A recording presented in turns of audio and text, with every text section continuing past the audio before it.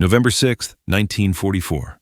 The paper is thin, almost translucent. The ink curls at the edges like it's still drying. Across the top margin, in a hand that didn't know it was writing for history, someone typed a line that makes the room feel smaller. Expended 4 torpedoes and 1 destroyer. It sits there in the patrol report for USS Harder as if it were an ordinary expense like coal or coffee. It isn't. Submarines were not supposed to kill destroyers head-on. Every manual said so. Every survivor swore by it. If a destroyer found you, you ran deep, killed the engines, and begged the ocean to swallow your noise. But the file says otherwise, and the file smells faintly of oil. Open the binder, June 6, 1944. Before dawn off Tawi Tawi, the moon a thin bone, the sea a polished plate. 37-year-old Commander Samuel David Dealey stands in a conning tower no larger than a pantry, shoulder to shoulder with men who have learned to breathe in unison. 5 war patrols behind him, 18 ships claimed. Nothing in the math suggests what comes next. Nothing in the doctrine blesses it. He raises the periscope. The lens fills with a bow wave, knifing straight toward him. Japanese destroyer Minazuki, fast and impatient, sonar beating the water into a lattice of pings. The numbers are rude, 35 knots against 9, steel teeth against a seal's skin. The report does not mention the sound the hull makes when fear climbs inside it. It does not mention the taste of battery air or the tiny pop when a light bulb surrenders to vibration. It only says what happened, not what it felt like. Down the throat, Dealey tells the ocean. The phrase wasn't in any book.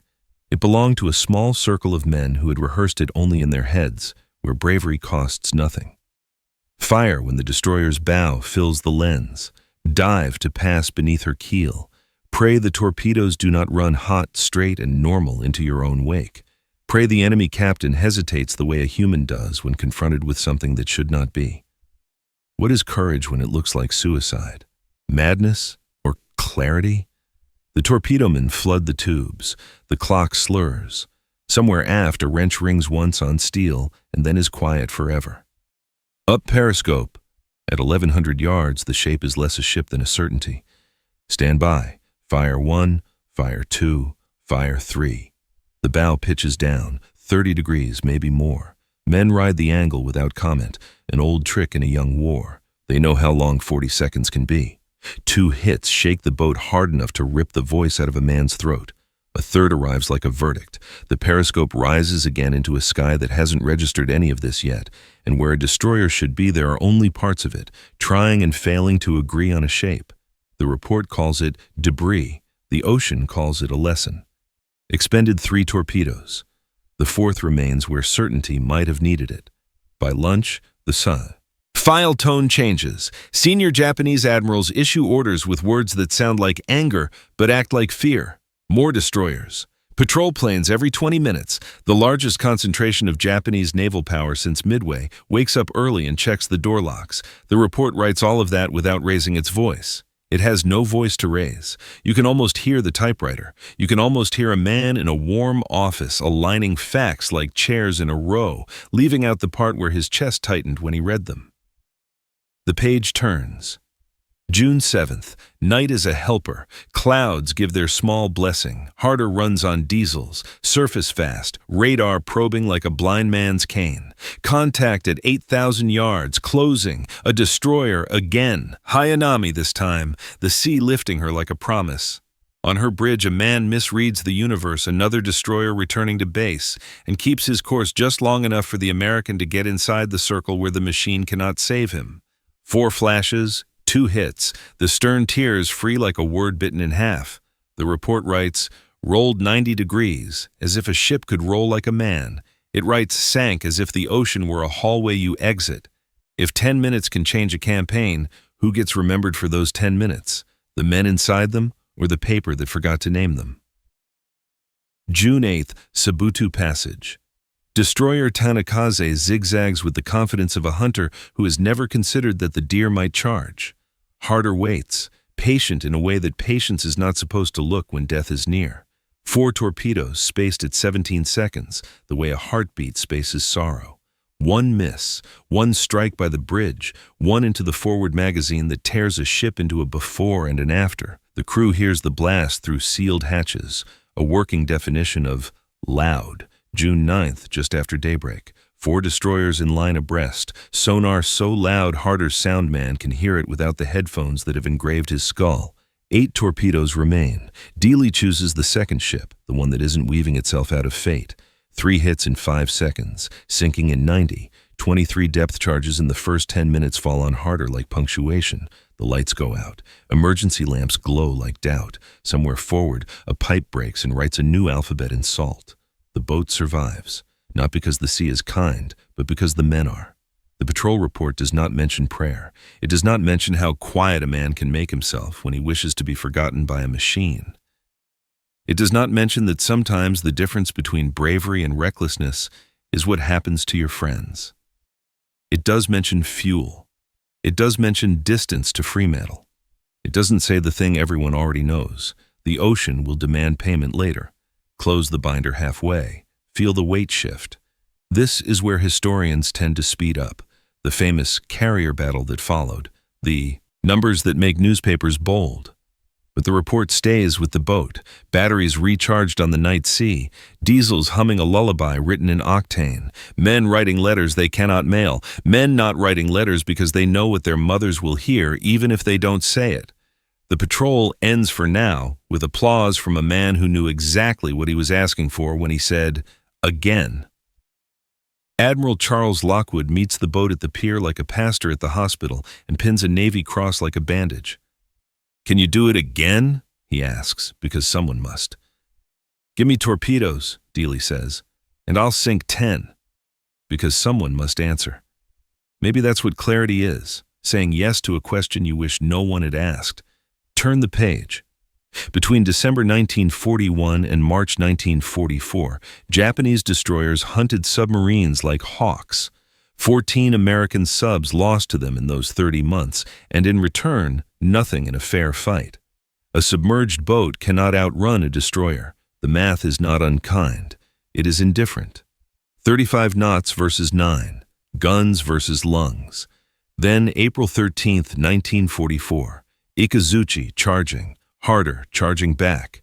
Doctrine met a man who refused to calculate fear.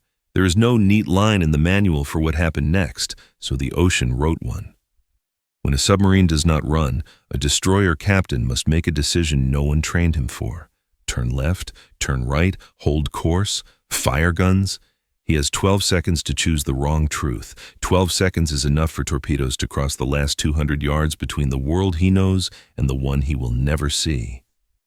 Down the throat. It sounds like a dare. It is actually a mirror. It shows you what you believe about your enemy and what you believe about yourself. The anomaly is not that it worked once. War is full of once. The anomaly is that it kept working, long enough to propagate not as an order, but as a rumor with math attached. Long enough for young skippers to murmur, "Harder did it," into the places where men confess they are scared, and then to do it anyway. Long enough to change the rhythm of a fleet, Japanese and American both, because rhythm is what tactics are made of. The report does not claim invention. Reports are allergic to claims like that. It lists facts like fence posts and lets you string meaning between them if you think meaning will hold. But you can hear the new thing under the old words. You can hear how an idea travels without permission. There's a second anomaly hiding behind the first, the kind that looks like logistics but smells like human nature. Admiral Ozawa needs his destroyers to be eyes and shields for carriers that will step into the largest battle the Pacific has ever seen. To use them as hammers against a single submarine when convoys still need shepherding is bad arithmetic, but fear redraws equations faster than algebra can. If you stand close to the page, you can see the carbon copy bleed where the clerk leaned harder on the keys. That's where the story lives, in pressure points. There is a temptation to call Dealey reckless and be done with it, to pay our respects with a tidy word that closes the case. But reckless men don't study angles until they feel them in their wrists. They don't micromanage periscope exposures to seconds. They don't diagram the human tendency to hesitate. Reckless is loud. This was precise.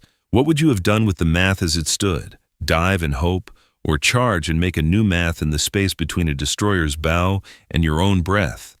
Context is not mercy, it is understanding. Look at the lines that flank the famous ones. The Japanese fleet at Tawi Tawi, Yamato, 9 carriers, 15 cruisers, 28 destroyers.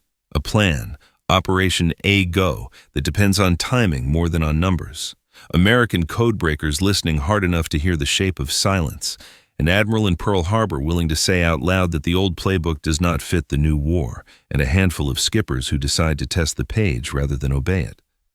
Submarine doctrine reads clean. People do not. In the space where the two meet, you get either a statistic or a story. This file is both. It is also a mirror. Turn one more page and there is a margin note in pencil, longitude hard to read, a depth scribble half erased. The war lived inside those messes, inside the places where certainty smudged. Harder lived there too. Numbers don't bleed, men do. And yet, the ocean keeps its own ledger. Sometimes it pays out interest 80 years later in the form of a hull found upright on a cold floor, 12 miles west of a place whose name almost no one can pronounce. Sometimes it pays earlier, in a carrier battle that goes wrong for the man who left his anchorage 6 days too soon because 4 destroyers disappeared in 4 days and a submarine refused to behave. But I'm ahead of the file.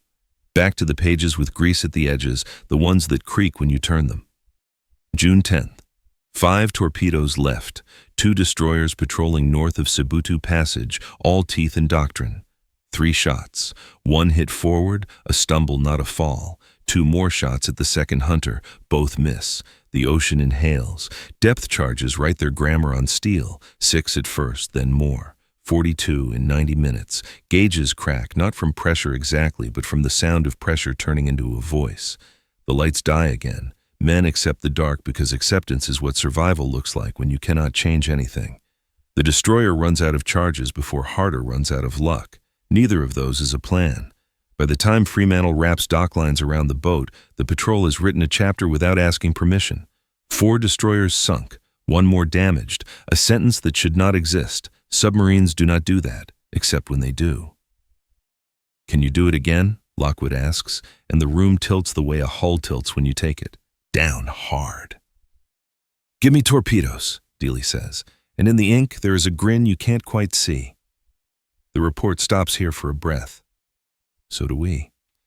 Because what comes next is the part where a tactic becomes a rumor, becomes a doctrine, becomes a debt.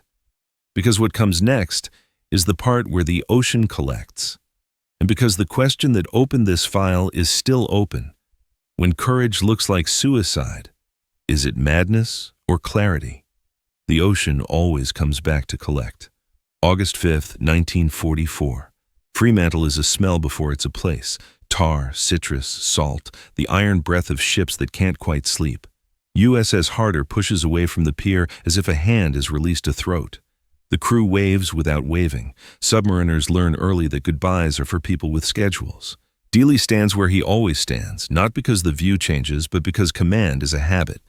He is not the same man who wrote the word Minazuki into the sea. No one is, after they've taught an ocean a new verb. Harder sails in a wolf pack this time, Hatto and Hake with her, 3 knives learning each other's balance. West of Luzon, the air comes thick with heat and rumor. Convoys move at night like guilt. Escorts sweep the dark like men who know what's hunting them.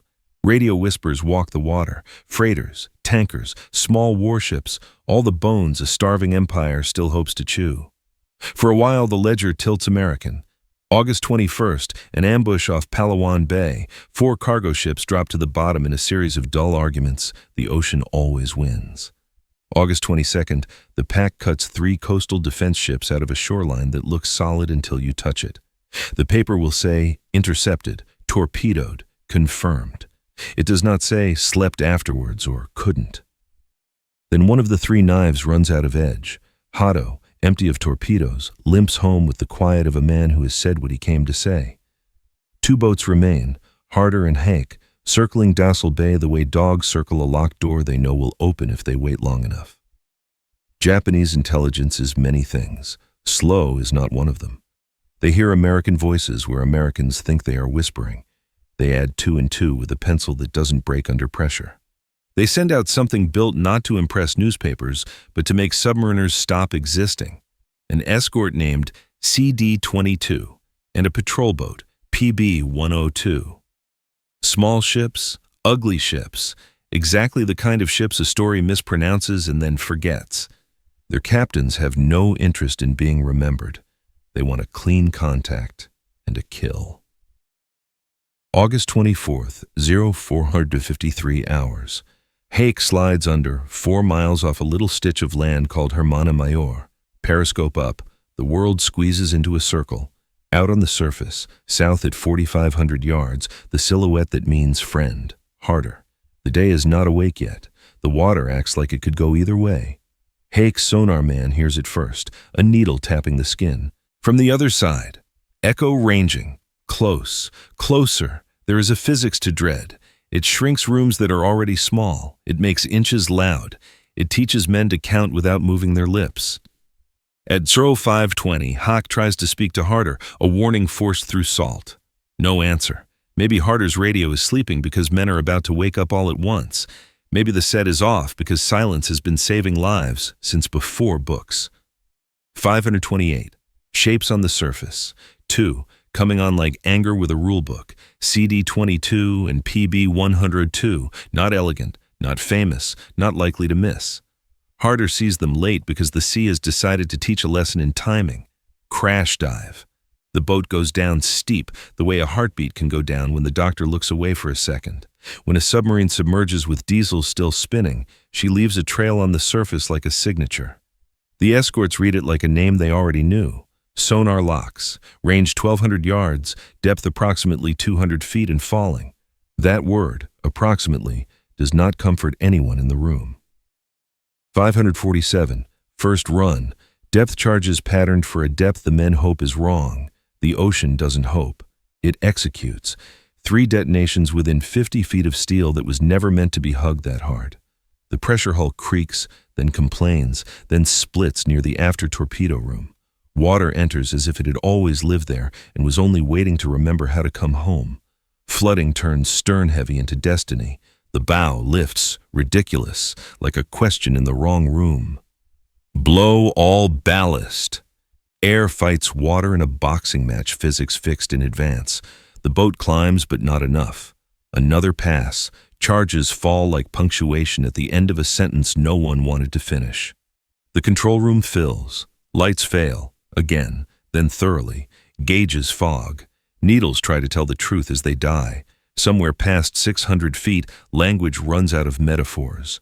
A submarine does not break. She collapses fast and quiet, the way a story can end without a period. On the surface, oil rises with bits of wood and cork.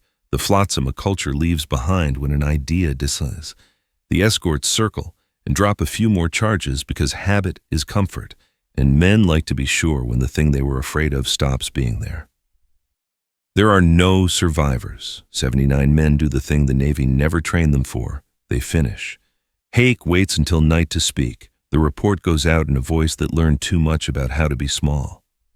Pearl Harbor listens and does the only sensible thing, orders boats out of waters where the ocean is feeling strong. Somewhere in Washington, a sentence gets written that mothers will read without understanding what it took to assemble the ink. Post-war, the Japanese captain writes a line or two. He is not proud. Pride requires an audience. He is recorded. You could stop the story here, call it bravery or folly, shrug at the math, and fold the file shut with a sigh. But files do not exist to be closed. They exist so the future can hear itself think. Rewind 9 days from Harder's 4 destroyers, June 10th, 0800. Admiral Ozawa looks at his watch, and then at a map pretending it is not flinching. Operation A-Go wants June 15th for departure from Tawi Tawi. Reconnaissance needs 4 days to draw pictures in the sky with enough accuracy to kill strangers.